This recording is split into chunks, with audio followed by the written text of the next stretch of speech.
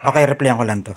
Mga boss, yung dalawang screw na to, pwede bang ma-adjust para ma-lower ng konti harap? Yes, pwede mo siyang tanggalin. Tatanggalin mo yung dalawang bolt. Tapos, pag natanggal mo na siya, maiaangat mo na yung inner tube. And then, higpitan mo na ulit.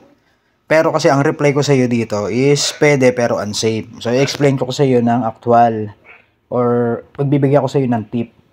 Consider mo rin yung safety mo. Okay, so explain ko sa iyo kung bakit hindi siya safe. Okay, so example, ito yung inner tube mo. Ayan, inner tube mo to, ito yung T-post. Diba nakakapit si T-post dito sa inner tube mo, dalawa yan. Same lang naman yan eh. So, nakakapit siyang ganyan. May dalawang tornilyo yan, sa taas at saka sa baba. Ngayon, yung nasa taas na yon, sa tapat nitong tornilyo na to, na nasa taas, meron yung parang kanal dito. Tulad nitong nasa picture, papakita ko. Diyan nakatapat yung tornilyo na yon. Siya yung nagsisilbing parang lock. Na para itong inner tube mo, kahit anong lubak ang daanan mo, hindi siya pwedeng lumusot ng ganun sa T-post. Okay? So, kung iaangat mo yan, inangat mo siya. May dalawang tornilyo yan dyan.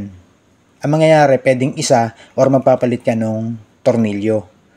May nabibili nun. Kaya lang kasi, ang mangyayari, hindi pa rin siya nakalock.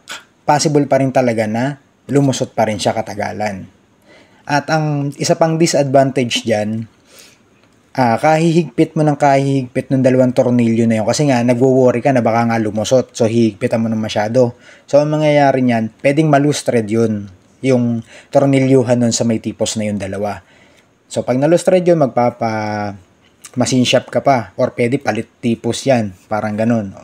So gastos abala rin yun. So kung ako sa'yo, doon ka sa magic lowered.